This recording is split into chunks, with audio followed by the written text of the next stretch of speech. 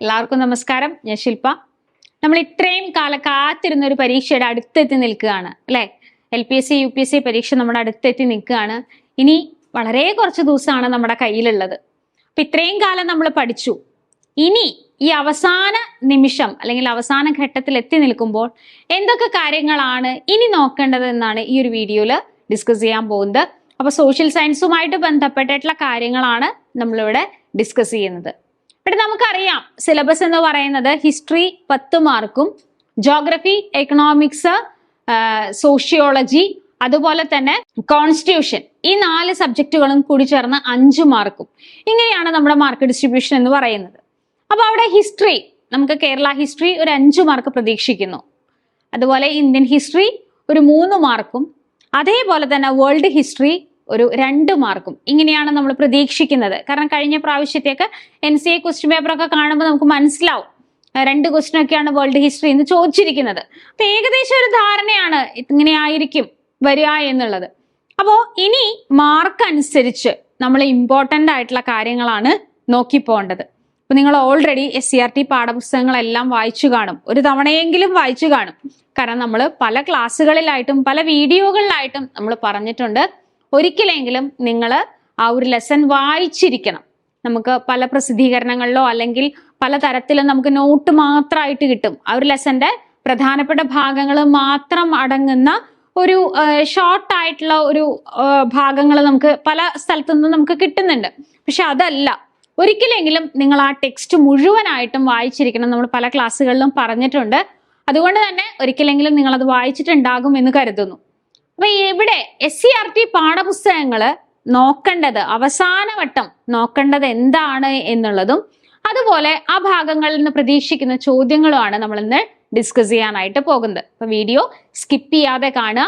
അതുപോലെ തന്നെ ഇനിയും ലെസൺ വായിക്കാത്തവരുണ്ട് എങ്കിൽ ഇതിൽ ഞാൻ മെൻഷൻ ചെയ്യുന്ന ലെസൺസ് എങ്കിലും കൃത്യമായിട്ട് വായിച്ചിട്ട് പോവാം. നിങ്ങൾ എന്തൊക്കെ പഠിച്ചിട്ടുണ്ടെങ്കിലും ആ ലെസൺ ഫുള്ളായിട്ട് ഒരിക്കലെങ്കിലും നിങ്ങൾ അത് വായിച്ചിട്ട് പോവാനായിട്ട് ശ്രമിക്കാം. ഓക്കെ, നമുക്ക് ക്ലാസ്സിലേക്ക് കടക്കാം. ആദ്യം ഞാൻ ലോകചരിത്രം, ഞാൻ പറഞ്ഞു 2 മാർക്ക് ഷുവറായിട്ടും പ്രതീക്ഷിക്കുന്ന ഒരു ഭാഗമാണ്. ലോകചരിത്രത്തില് നമുക്ക് പ്രധാനമായിട്ട് SCRT പാഠപുസ്തകം ഉൾപ്പെടുന്നത് 8ാം ക്ലാസ്സിലെ നദീതട സംസ്കാരങ്ങളിലൂടെ എന്ന് പറയുന്ന ലെസൺ ആണ്. അതുപോലെ തന്നെ 5ാം ക്ലാസ്സിൽ വരുന്നുണ്ട് കല്ലിൽ നിന്ന് ലോഹത്തിലേക്ക്. ആ ഒരു ലെസണില് ചെറുതായിട്ട് പറയുന്നുണ്ട് അല്ലെ, വെങ്കലയുഗ സംസ്കാരങ്ങളെ കുറിച്ചിട്ടൊക്കെ പറയുന്നുണ്ട്. ഈ 4 സംസ്കാരങ്ങൾ നിങ്ങൾ എന്തായാലും പഠിച്ചിരിക്കണം.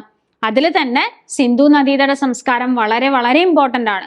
അതിൽ ഏറ്റവും ഇമ്പോർട്ടന്റ് അത് തന്നെയാണ്. സിന്ധു നദീതട സംസ്കാരമാണ്, കുറച്ചുകൂടെ വലിയതാണ്. കുറെ സ്ഥലങ്ങളുടെ പേര് പഠിക്കാനും ഉണ്ട് അവിടെ. അപ്പൊ അവിടെ നമ്മൾ ഡീറ്റെയിൽ ആയിട്ട് തന്നെ പഠിച്ചു കഴിഞ്ഞാൽ അവിടെ എന്താണ്, ആ 2 മാർക്കും നമ്മുടെ കയ്യിലിരിക്കും. അപ്പോ നദീതട സംസ്കാരങ്ങളിലൂടെ എന്ന് പറയുന്ന ലെസൺ കൃത്യമായിട്ട് വായിക്കുക.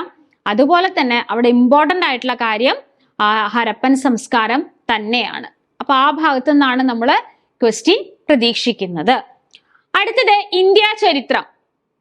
ഇന്ത്യ ചരിത്രം നമുക്ക് സിലബസ് നോക്കുകയാണെന്നുണ്ടെങ്കിൽ നിങ്ങൾക്കറിയാം, ഇന്ത്യൻ നാഷണൽ കോൺഗ്രസ്, ഭഗത് സിംഗ്, സുഭാഷ് ചന്ദ്രബോസ്, ഗാന്ധിജി, സ്വാതന്ത്ര്യാനന്തര ഇന്ത്യ, ഇങ്ങനെയാണ് നമ്മളോട് പറഞ്ഞിരിക്കുന്നത്. ഇത്രയും ടോപ്പിക്കുകളാണ് പറഞ്ഞിരിക്കുന്നത്. അവിടെ നോക്കൂ, അവിടെ നമുക്ക് പഠിക്കാനുള്ള പാഠപുസ്തകങ്ങൾ എന്ന് പറയുന്നത് 10ാം ക്ലാസ്സിലെ സംസ്കാരവും ദേശീയതയും, 10ാം ക്ലാസ്സിലെ തന്നെ സമരവും സ്വാതന്ത്ര്യവും, 10ാം ക്ലാസ്സിലെ തന്നെ സ്വാതന്ത്ര്യാനന്തര ഇന്ത്യ, 7ാം ക്ലാസ്സിലെ ഗാന്ധിജിയും സ്വാതന്ത്ര്യ സമരവും. അപ്പൊ ഇത്രയും ലെസൺസ് നോക്കിയാൽ നമ്മുടെ ഈ ഒരു സിലബസിൽ ഉൾപ്പെടുന്ന കാര്യങ്ങളെല്ലാം തന്നെ വരുന്നുണ്ട്. അവിടെ ഗാന്ധിജിയുമായിട്ട് ബന്ധപ്പെട്ട് കുറച്ചധികം കാര്യങ്ങൾ നമ്മൾ അഡീഷണലി നോക്കണം. ഗാന്ധിജി എന്ന് എടുത്തു പറയുന്നത് കൊണ്ട് അദ്ദേഹത്തിന്റെ സ്വാതന്ത്ര്യ സമരവുമായിട്ട് ബന്ധപ്പെട്ട കാര്യങ്ങളല്ലാതെ അദ്ദേഹത്തിന് റിലേറ്റ് ചെയ്യുന്ന പുസ്തകങ്ങള്, അതുപോലെ ഫിലിമുമായിട്ട് ബന്ധപ്പെട്ട കാര്യങ്ങള്, പിന്നെ എന്തൊക്കെയാണ് അദ്ദേഹത്തിന്റെ ആ ഒരു ചൈൽഡ്ഹുഡിൽ നിന്ന് അല്ലെങ്കിൽ അദ്ദേഹം പ്രസിദ്ധീകരിച്ച പുസ്തകങ്ങള്, അദ്ദേഹത്തെ സ്വാധീനിച്ച വ്യക്തികള്, പുസ്തകങ്ങള്, അദ്ദേഹം പറഞ്ഞ വചനങ്ങള്, ഇതെല്ലാം തന്നെ അവിടെ പഠിക്കാനുള്ളതാണ്. അപ്പൊ ആ ഒരു ഭാഗം കുറച്ചധികം പഠിക്കാനുള്ളതാണ്. പക്ഷേ പാഠപുസ്തകങ്ങൾ നോക്കുമ്പോൾ ഈ 4 ലെസൺസും വളരെ വളരെ ഇമ്പോർട്ടൻ്റ് ആണ്. പിന്നെ അതിൽ തന്നെ ആ ഒരു ഭാഗം, ഇമ്പോർട്ടൻ്റ് ആയിട്ടുള്ള ഒരു ഭാഗമാണ് ഇന്ത്യൻ നാഷണൽ കോൺഗ്രസ്.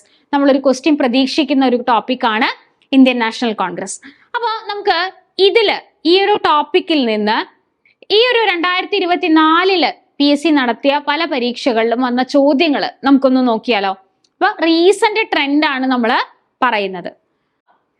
ഇന്ത്യൻ സ്വാതന്ത്ര്യ സമരത്തിന്റെ അന്തിമ ലക്ഷ്യം പൂർണ്ണ സ്വരാജ് ആണെന്ന് പ്രഖ്യാപിച്ച കോൺഗ്രസ് സമ്മേളനം. ഈ ഒരു ചോദ്യം പുതുമയൊന്നുമില്ല അല്ലെ, കാരണം മുൻകാലങ്ങളിൽ ഇതേ ചോദ്യം നമ്മൾ കണ്ടിട്ടുണ്ട്. 2023-ലും 2022-ലും ഒക്കെ നമ്മൾ കണ്ടിട്ടുള്ള ഒരു ചോദ്യമാണ്. പുതുമയുള്ള ചോദ്യമൊന്നുമല്ല, പക്ഷെ 2024-ലും ചോദിച്ചിട്ടുണ്ട്. അപ്പോ എന്താണ്, പുതിയ ക്വസ്റ്റ്യൻസിനോടൊപ്പം തന്നെ പഴയ ക്വസ്റ്റ്യൻസിനും പ്രാധാന്യമുണ്ട്. അപ്പോ ഇന്ത്യൻ സ്വാതന്ത്ര്യ സമരവുമായിട്ട് ബന്ധപ്പെട്ട് പൂർണ്ണ സ്വരാജ് പ്രഖ്യാപനം അല്ലെ, അല്ലെങ്കിൽ കോൺഗ്രസിന്റെ അന്തിമ ലക്ഷ്യം പൂർണ്ണ സ്വരാജ് ആണെന്ന് പ്രഖ്യാപിച്ചത് ഏത് വർഷത്തെ സമ്മേളനത്തിലാണ്? ഏത് വർഷത്തെയാണ്? ലാഹോർ സമ്മേളനം 1929. ആരധ്യക്ഷനായിരുന്നു? ജവഹർലാൽ നെഹ്റു അധ്യക്ഷനായിരുന്ന കോൺഗ്രസ് സമ്മേളനത്തിൽ, ലാഹോറിൽ വെച്ച് നടന്ന കോൺഗ്രസ് സമ്മേളനത്തിലാണ്.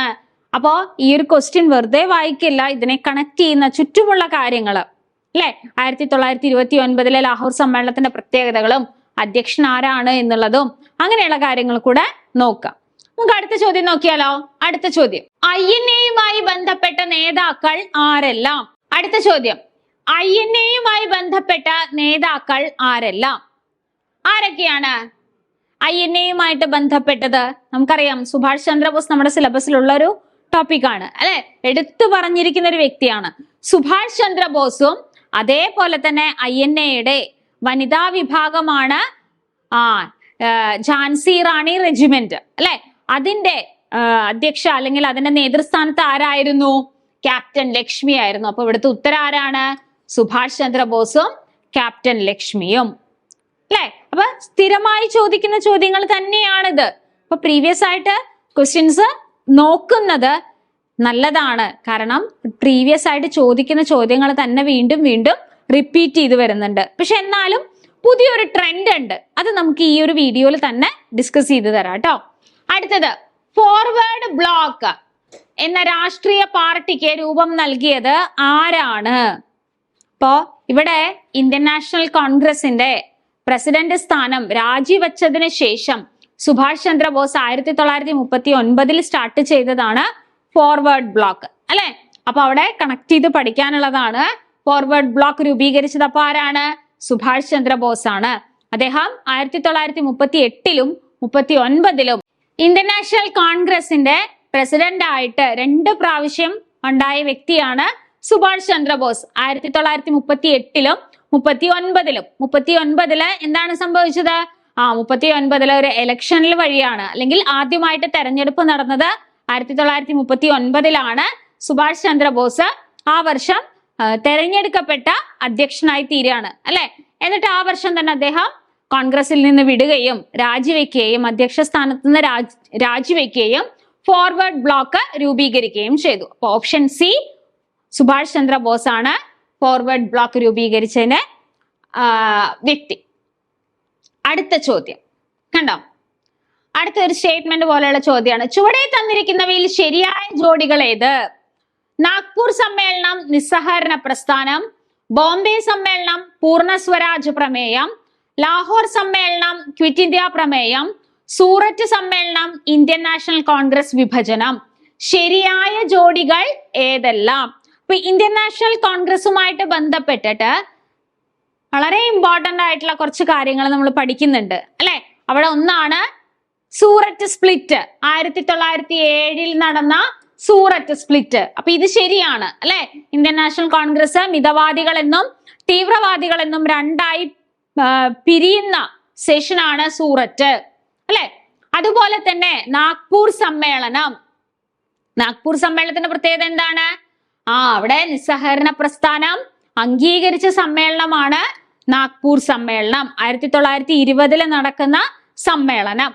അടുത്തത് ലാഹോർ സമ്മേളനം നമ്മൾ നേരത്തെ ക്വസ്റ്റ്യനിൽ കണ്ടതാണ്. അതെന്താണ്?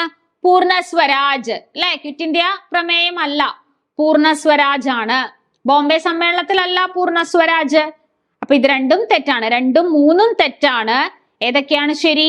1ഉം 4ഉമാണ് ശരിയായിട്ടുള്ളത്. ഉത്തരത്തിലേക്ക് വരുമ്പോ ഏതാണ്? ഓപ്ഷൻ ഡി ആണ്, 1ഉം 4ഉം. കണ്ടോ? അപ്പൊ ഇങ്ങനെയാണ് ക്വസ്റ്റ്യൻ വരുന്നത്. സ്ഥിരം ചോദിക്കുന്ന ചോദ്യങ്ങളും ചോദിച്ചു, അതിനോടൊപ്പം തന്നെ വർഷമില്ലാതെയാണ് ചോദിച്ചത് ഇവിടെ. നാഗ്പൂർ സമ്മേളനം, നിസ്സഹകരണ പ്രസ്ഥാനം, ബോംബെ സമ്മേളനത്തിലാണ് ക്വിറ്റ് ഇന്ത്യ സമരം പ്രമേയം പാസ്സാക്കുകയൊക്കെ ചെയ്യുന്നത് അല്ലെ.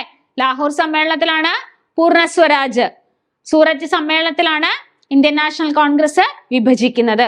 അങ്ങനെയാണെങ്കിൽ ഈ വിഭജിച്ച ഇന്ത്യൻ നാഷണൽ കോൺഗ്രസ് രണ്ടായി വിഭജിച്ചു അല്ലെ, മിതവാദികളെന്നും തീവ്രവാദികളെന്നും. ഇവരെപ്പോഴാണ് റീജോയിൻ ചെയ്തത്?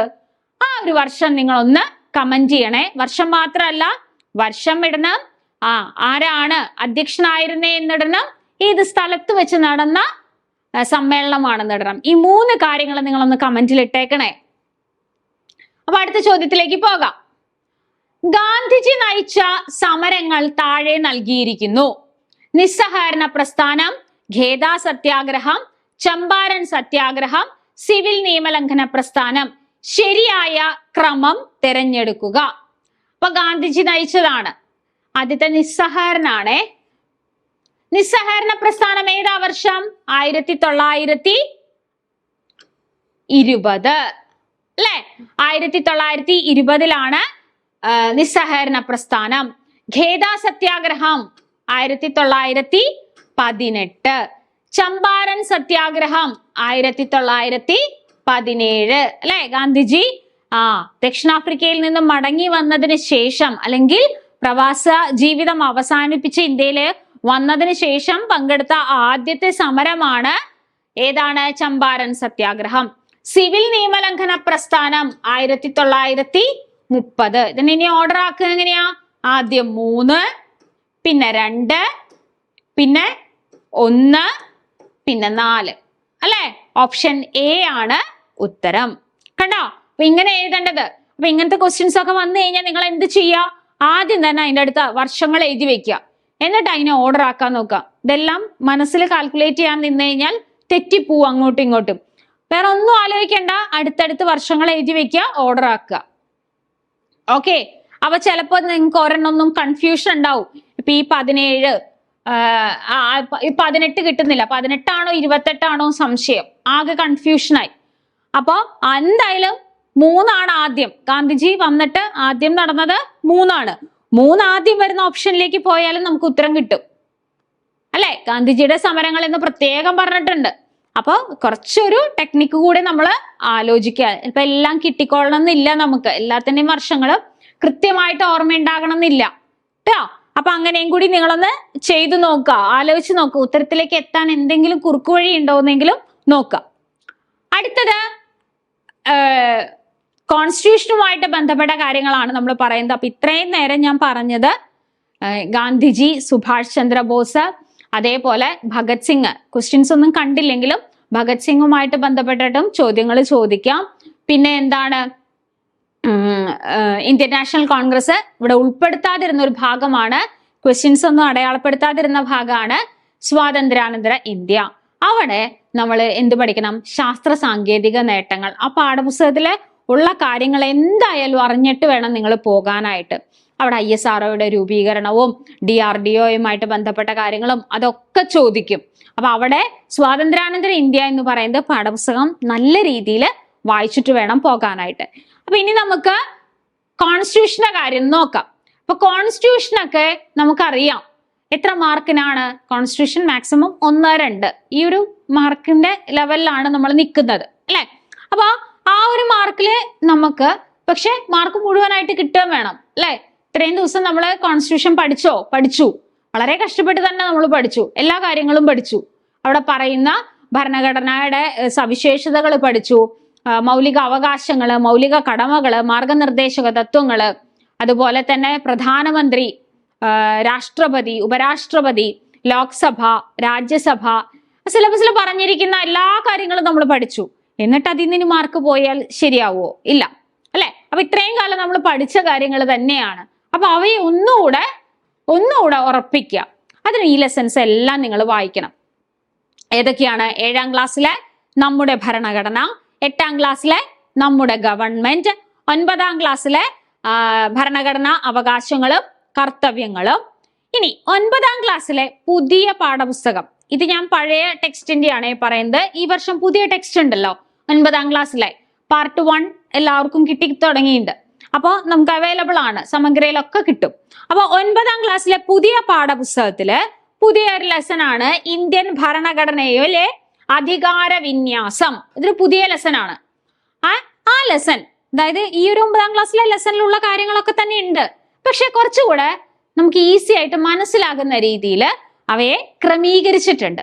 അപ്പൊ ആ ലെസൺ നിങ്ങളൊന്ന് വായിച്ചിട്ട് പോകണം. അവിടെ കുറച്ചധികം കാര്യങ്ങൾ മുൻപ് 9ാം ക്ലാസ്സിൽ ഉണ്ടായിരുന്നതിലും കുറച്ചുകൂടെ കാര്യങ്ങൾ അതിൽ ഡിസ്കസ് ചെയ്യുന്നുണ്ട്. അപ്പൊ ഈ ഒരു ലെസൺ കൂടി പുതിയ ടെക്സ്റ്റിലെ, ഇനി ഇതുവരെ വായിക്കാത്തവരാണ് എങ്കിൽ ഈ പുതിയ ലെസൺ എങ്കിലും വായിച്ചിട്ട് പോകണം. ഇതൊന്നും വായിക്കാത്തവരാണെങ്കിലും ഈ ഒരു ലെസൺ വായിച്ചിട്ട് നിങ്ങൾ പോകണം.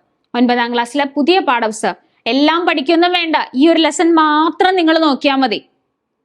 9ാം ക്ലാസ്സിലെ പുതിയ പാഠപുസ്തകത്തിലെ ഈ ഒരു ലെസൺ ഇന്ത്യൻ ഭരണഘടനയിലെ അധികാര വിന്യാസം, അത് നമ്മൾ ഒന്നുകൂടെ ഇതുവരെ വന്ന പുതിയ കാര്യങ്ങളും കൂടി നമ്മളൊന്ന് അറിഞ്ഞു പോകുന്നു. എന്നാൽ പുതിയതായിട്ട് കുറെ കാര്യങ്ങളൊന്നും ഇല്ല, പക്ഷെ അതിലെന്താണ് പറഞ്ഞിരിക്കുന്നത് നിങ്ങളൊന്ന് മനസ്സിലാക്കിയിട്ട് പോകുക. അപ്പോൾ ആ ഭാഗം കൂടി ഒന്ന് വായിക്കാം. നമുക്ക് കുറച്ച് ക്വസ്റ്റ്യൻസ് നോക്കാം. ഞാൻ നേരത്തെ പറഞ്ഞ പോലെ തന്നെ 2024 ക്വസ്റ്റ്യൻസ് ആണ്. ഇന്ത്യൻ ഭരണഘടനയിലെ മൗലിക കർത്തവ്യങ്ങളുമായി ബന്ധപ്പെട്ട തെറ്റായ പ്രസ്താവന ഏത്? രാജ്യത്തിന് വേണ്ടി പൊരുതുവാൻ ഏതർത്ഥത്തിലും സന്നദ്ധമായിരിക്കുക. ഏത് പ്രായത്തിലുള്ള കുട്ടികളെയും വിദ്യാഭ്യാസം ചെയ്യിക്കേണ്ടത് എല്ലാ രക്ഷിതാക്കളുടെയും കടമയാണ്. വോട്ട് ചെയ്യുക എന്നുള്ളത് ഓരോ പൗരന്റെയും കടമയാണ്. മൗലിക കർത്തവ്യങ്ങളുമായിട്ട് ബന്ധപ്പെട്ട തെറ്റായ പ്രസ്താവന ഏതാണ്? ഇത് മൗലിക കർത്തവ്യങ്ങളിൽ പറയുന്നതാണ് അല്ലെ. 51A 11 പറയുന്നുണ്ട്. അവിടെ പറയുന്നുണ്ട് എന്ത്? രാജ്യത്തിന് വേണ്ടി പൊരുതാൻ തയ്യാറാവണം അല്ലെ. അങ്ങനെയുള്ള കാര്യങ്ങൾ പറയുന്നുണ്ട്. അപ്പൊ അത് ശരിയാണ്. പിന്നെ ഏത് പ്രായത്തിലുള്ള കുട്ടികളെയും വിദ്യാഭ്യാസം ചെയ്യിക്കണം എന്ന് പറയുന്നുണ്ടോ? ഇല്ല, എടുത്തു പറയുന്നുണ്ട്. 6 മുതൽ 14 വയസ്സ് വരെയുള്ള കുട്ടികളുടെ വിദ്യാഭ്യാസം, സൗജന്യമായി വിദ്യാഭ്യാസം കൊടുക്കുക എന്നുള്ളതാണ് രക്ഷാകർത്താക്കളുടെ കടമ. പിന്നെ വോട്ട് ചെയ്യുക എന്നുള്ളത് കടമയാണോ? അല്ല, അങ്ങനെ പറയുന്നില്ല അല്ലെ അവിടെ. അതും തെറ്റാണ്. അപ്പൊ നമ്മളോട് ചോദിച്ചത് തെറ്റായ പ്രസ്താവന. കണ്ടോ, പുതിയ ചോദ്യ പേപ്പറിലെ ചോദ്യങ്ങളാണിത്. അപ്പൊ കുറച്ചുകൂടെ പാറ്റേൺ എന്നല്ല, അവിടെ ചോദ്യങ്ങളുടെ രീതിക്ക് കുറച്ചൊരു വ്യത്യാസം വന്നിട്ടുണ്ട് അല്ലെ. എല്ലാം ഡയറക്റ്റ് ആയിട്ടല്ല ചോദിച്ചിരിക്കുന്നത്. അപ്പൊ ഇതേപോലെ ചെറിയ ചെറിയ മാറ്റങ്ങൾ ക്വസ്റ്റ്യൻസിൽ ഉണ്ടാവും. പേടിക്കരുത്, നിങ്ങൾ പഠിച്ചിട്ടുള്ള കാര്യങ്ങൾ തന്നെയാണ് ഇതെല്ലാം. ഒരിക്കലെങ്കിലും നിങ്ങൾ ഇതൊക്കെ വായിച്ചു പോയതാണ്, പക്ഷെ നിങ്ങൾ ആ ടെൻഷൻ കൊണ്ട് ചിലപ്പോൾ നിങ്ങൾക്ക് ഓർമ്മ വരാതിരിക്കുന്നതാവും. അപ്പൊ റിലാക്സ് ചെയ്ത് ക്വസ്റ്റ്യൻസ് വായിക്കുക കേട്ടോ. അപ്പൊ ഇതിലേതാണ് തെറ്റായിട്ടുള്ളത്? 2ഉം 3ഉം അല്ലെ. 2ഉം 3ഉമാണ് തെറ്റായിട്ടുള്ളത്. Only 2 and 3. ബാക്കി ഒന്ന് എന്താണ്? രാജ്യത്തിന് വേണ്ടി പൊരുതാൻ സന്നദ്ധമായിരിക്കണമെന്ന് മൗലിക കടമകളില് പറയുന്നുണ്ട് അല്ലെ. 51A പറയുന്നുണ്ട് രാജ്യത്തിന് വേണ്ടി ഏത് സമയത്തും യുദ്ധത്തിന് വേണ്ടി സന്നദ്ധമാവണം എന്നുള്ള കാര്യം പറയുന്നുണ്ട്. അപ്പൊ അതൊഴിച്ച് ബാക്കി 2ഉം തെറ്റാണ്. അടുത്ത ചോദ്യം, ഇന്ത്യയുടെ മതസ്വാതന്ത്ര്യവുമായി ബന്ധപ്പെട്ട് ശരിയായ പ്രസ്താവന ഏത്? ഇന്ത്യക്ക് ഒരു ഔദ്യോഗിക മതമുണ്ട്. ഇന്ത്യ ഒരു മതത്തെയും സ്വാധീനിക്കുന്നില്ല. ഇന്ത്യ എല്ലാ മതങ്ങളെയും ഒരുപോലെ കാണുന്നു. മതസ്വാതന്ത്ര്യം പറയുന്നുണ്ട് അല്ലെ. എവിടെയാ പറയുന്നേ? മൗലിക അവകാശങ്ങളില് പറയുന്നുണ്ട്. മൗലിക അവകാശങ്ങൾ പാർട്ട് 3 പറയുന്നത്. അതിനെക്കുറിച്ച് ബന്ധപ്പെട്ട് ശരിയായ പ്രസ്താവന ഏതാണ്? ഒരു മതത്തെയും സ്വാധീനിക്കുന്നില്ല അല്ലെ. പ്രത്യേകിച്ച് ഇന്ത്യക്ക് ഒരു മതമുണ്ട്. ഇന്ത്യ എന്ന് പറയുന്ന രാജ്യത്തെ ഒരു മതത്തെ ഔദ്യോഗികമായിട്ട് ഇതുവരെ പറഞ്ഞിട്ടില്ല. അങ്ങനെ ഒരു മതം ഇന്ത്യക്ക് ഇല്ല. അപ്പോ 2 ശരിയാണ്. അതേപോലെ തന്നെ എല്ലാ മതങ്ങളെയും ഒരുപോലെ കാണുന്നു, അതും ശരിയാണ്. അപ്പൊ ഏതാണ്? 2ഉം 3ഉമാണ് ശരിയായിട്ടുള്ളത്. നമ്മളോട് ചോദിച്ചത് ശരിയായ പ്രസ്താവന ഏത്? അപ്പൊ ഇതെല്ലാം ചോദിച്ചിരിക്കുന്നത് 2024 പല പരീക്ഷകൾക്കായിട്ട് ചോദിച്ചിട്ടുള്ള ചോദ്യങ്ങളാണ്. 2024 നടന്ന പരീക്ഷകള് അല്ലെ. LDC പോലുള്ള പരീക്ഷകൾ നടന്നിട്ടുണ്ട്. അതേപോലെ തന്നെ ഡ്രൈവർ പരീക്ഷ, അങ്ങനെയുള്ള പരീക്ഷകൾക്കൊക്കെ ചോദിച്ചിട്ടുള്ള ചോദ്യമാണ്. അതുപോലെ പ്രിലിംസുകള്, ഡിഗ്രി ലെവൽ പ്രിലിംസ് ഒക്കെ ഇല്ലേ, അങ്ങനെയുള്ള പരീക്ഷകൾക്കൊക്കെ ചോദിച്ചിട്ടുള്ള ചോദ്യങ്ങളാണ് ഇൻക്ലൂഡ് ചെയ്തിരിക്കുന്നത് കേട്ടോ. അടുത്ത ചോദ്യം വീണ്ടും ഭരണഘടനയായിട്ട് ബന്ധപ്പെട്ടിട്ടുള്ളത് നോക്കാം. ഇന്ത്യൻ ഭരണഘടനയുടെ സവിശേഷതകളിൽ പെടാത്തത് ഏത്? ആദ്യത്തെ ലിഖിത ഭരണഘടന അങ്ങനെ പറയുന്നുണ്ടോ? ഇല്ല, ലിഖിത ഭരണഘടനയാണെന്നേ പറയുന്നുള്ളൂ. ആദ്യത്തെ ഒന്നുമല്ല. ഏറ്റവും വലിയ ലിഖിത ഭരണഘടന, അത് ശരിയാണ് അല്ലെ? ഏറ്റവും വലിയ ലിഖിത ഭരണഘടനയാണ്. ഭരണഘടന എഴുതി പൂർത്തിയാക്കാൻ 3 വർഷവും 11 മാസവും 18 ദിവസവും എടുത്തു. ആണോ? അല്ല, 2 വർഷവും 11 മാസവും 18 ദിവസവും. ഇപ്പോൾ ഇന്ത്യൻ ഭരണഘടനയിൽ 8 പട്ടികകളുണ്ട്. നിലവിൽ വരുമ്പോഴായിരുന്നു 8 എണ്ണം, ഇപ്പൊ 12 പട്ടികകളുണ്ട് അല്ലെ? നമ്മളോട് ചോദിച്ചത് പെടാത്തത് ഏതൊക്കെയാണ്? 1, 3, 4. കണ്ടോ? 1, 3, 4 പെടാത്തതാണ്. ക്ലിയർ? അപ്പൊ ശ്രദ്ധിക്കുക, ഇതുപോലെയുള്ള ചോദ്യങ്ങളെ നമുക്ക് പ്രതീക്ഷിക്കാം. അടുത്ത ചോദ്യത്തിലേക്ക് പോകാം. താഴെ തന്നിരിക്കുന്നവയിൽ തെറ്റായ ജോഡി ഏത്? വകുപ്പുകളാണ് ചോദിച്ചിരിക്കുന്നത്. ഏകീകൃത നിയമ സംവിധാനം അല്ലെ, യൂണിഫോം സിവിൽ കോഡ്, വകുപ്പ് 44. എവിടെയാ പറയുന്നത്? മൗലിക കടമകളിൽ പറയുന്നതാണ്. അടുത്ത ചോദ്യം, താഴെ തന്നിരിക്കുന്നവയിൽ തെറ്റായ ജോഡി ഏത്? തെറ്റായതാണ് കണ്ടുപിടിക്കാൻ പറഞ്ഞേക്കുന്നത്. കുറച്ച് അനുച്ഛേദങ്ങളൊക്കെയാണ് തന്നിരിക്കുന്നത്. ഏകീകൃത നിയമ സംവിധാനം വകുപ്പ് 44, യൂണിഫോം സിവിൽ കോഡ് എവിടെയാ പറയുന്നേ? നിർദ്ദേശക തത്വങ്ങളിലാണ് പറയുന്നത് അല്ലെ? എവിടെയാ? വകുപ്പ് 44. അത് ശരിയാണ്. ദെൻ മൗലിക കടമകൾ, മൗലിക കടമകൾ പിന്നീട് കൂട്ടിച്ചേർത്തതാണ്. പാർട്ട് 4A അല്ലെ? Part 4A കൂട്ടിച്ചേർത്തതാണ്. അത് വകുപ്പ് ഏതാണ്? 51 ആണോ? അല്ല, 51A ആണ്. ഹൈക്കോടതിയുടെ റിട്ട് അധികാരം, ഹൈക്കോടതിക്ക് അതുപോലെ തന്നെ സുപ്രീം കോടതിക്കും എന്ത് പറയുന്നുണ്ട്? റിട്ട് പുറപ്പെടുവിക്കാനുള്ള അധികാരമുണ്ട്. ഹൈക്കോടതിയുടെ റിട്ട് അധികാരം പറയുന്നത് വകുപ്പ് 226ഉം സുപ്രീം കോടതിയുടെ റിട്ട് അധികാരം പറയുന്നത് ആർട്ടിക്കിൾ 32മാണ്. ഇനി രാഷ്ട്രപതിയുടെ ഇംപീച്ച്മെന്റ്, രാഷ്ട്രപതിയെ പുറത്താക്കുന്ന ഒരു പ്രോസസ്സിനെ പറയുന്ന പേരെന്താണ്? ഇംപീച്ച്മെന്റ് എന്നാണ്. അത് വകുപ്പ് ഏതാണ്? 61 ആണ്. അപ്പൊ അതും ശരിയാണ്, ഇതും ശരിയാണ്. അപ്പൊ അവിടെ തെറ്റായത് ഏതാണ്? മൗലിക കടമകൾ വകുപ്പ് 51 അല്ല, 51A ആണ് അല്ലെ? പാർട്ട് 4A ആഡ് ചെയ്തിരിക്കുന്നത്. മൗലിക കടമകൾ 51A. അടുത്തത്, ഇന്ത്യൻ സുപ്രീം കോടതിയുടെ തനത് അധികാരത്തിൽ പെടാത്തത് ഏത് അല്ലെങ്കിൽ ഏതൊക്കെ? കേന്ദ്രവും സംസ്ഥാനങ്ങളും തമ്മിലുള്ള തർക്കങ്ങൾ, സംസ്ഥാനങ്ങൾ തമ്മിലുള്ള തർക്കം, അപ്പീൽ അധികാരം, ഉത്തരവുകൾ പുറപ്പെടുവിക്കാനുള്ള അധികാരം. എന്താണ് തനത് അധികാരം എന്ന് പറഞ്ഞു കഴിഞ്ഞാൽ അതിനെ പ്രത്യേകിച്ച് ആർട്ടിക്കിൾ ഒന്നും പറയുന്നില്ല. മനസ്സിലായോ? ഇവിടെ അപ്പീൽ അധികാരത്തെ കുറിച്ചിട്ടും റിട്ട് പുറപ്പെടുവിക്കുന്നതിനെ കുറിച്ചിട്ടും ഒക്കെ എന്താണ് പ്രത്യേകിച്ച് ആർട്ടിക്കിൾ നമ്മൾ പറയുന്നുണ്ട്, അനുച്ഛേദങ്ങൾ പറയുന്നുണ്ട്. അപ്പൊ അതുകൊണ്ട് അതാണ് തനത് അധികാരത്തിൽ ഉൾപ്പെടാത്തത്. അപ്പൊ ഏതൊക്കെയാ? സിയും ഡിയും. മനസ്സിലായോ? കേന്ദ്രവും സംസ്ഥാനങ്ങളും തമ്മിലുള്ള തർക്കവും അല്ലെങ്കിൽ 2 സംസ്ഥാനം തമ്മിലുള്ള തർക്കവും അതൊക്കെ സുപ്രീം കോടതി പരിഹരിക്കാനുള്ളതാണ്. അതിന് പ്രത്യേകിച്ച് അനുച്ഛേദങ്ങളെ കുറിച്ചിട്ടൊന്നും പറയുന്നില്ല. അത് അതിന്റെ അധികാരത്തിൽ ഉൾപ്പെടുന്നതാണ്. മനസ്സിലായോ? അപ്പൊ ഇവിടെ ഉത്തരം സിയും ഡിയുമാണ്. ഓപ്ഷൻ A ആണ്. അപ്പൊ ഈ ഒരു ക്വസ്റ്റ്യൻസ് ഒക്കെ കുറച്ച് വെറൈറ്റി ആയിട്ട് ഈ ഇടയ്ക്ക് ചോദിച്ച ചോദ്യങ്ങളാണ്. അടുത്തത്, ഇന്ത്യൻ നിയമനിർമ്മാണ പ്രക്രിയയുടെ വിവിധ ഘട്ടങ്ങൾ ശരിയായി ക്രമപ്പെടുത്തുക. പാഠപുസ്തകത്തിൽ ഇങ്ങനെ ഒരു കാര്യം പറയുന്നുണ്ട് അല്ലെ? ഒരു ബില്ല് എങ്ങനെയാണ് നിയമമാകുന്നത് അതിനെ കുറിച്ചിട്ടുള്ള 1ാം വായന റിപ്പോർട്ടിംഗ് ഘട്ടം, 2ാം വായന കമ്മിറ്റി ഘട്ടം, 3ാം വായന. ആദ്യം എങ്ങനെയാണ്? ആദ്യം ഫസ്റ്റ് 1ാം വായന, ദെൻ 2ാം വായന, പിന്നെ എന്താണ്?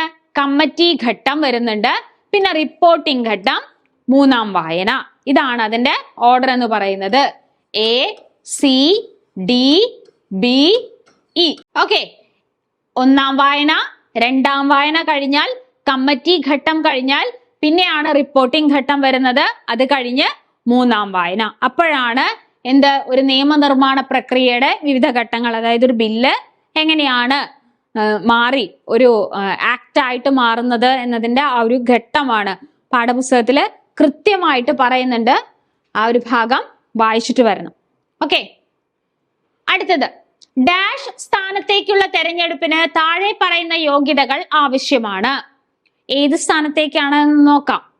ഇന്ത്യൻ പൗരനായിരിക്കണം, 35 വയസ്സ് പൂർത്തിയായിരിക്കണം, ലാഭകരമായ ഒരു പദവിയും വഹിക്കരുത്, രാജ്യസഭാംഗമായി തെരഞ്ഞെടുക്കാൻ യോഗ്യത ഉണ്ടായിരിക്കണം. അതായത് രാജ്യസഭാംഗമായിട്ട് തെരഞ്ഞെടുക്കാൻ യോഗ്യത വേണമെങ്കിൽ ഏത് പോസ്റ്റിലേക്ക് തെരഞ്ഞെടുക്കുന്ന ആളായിരിക്കണം?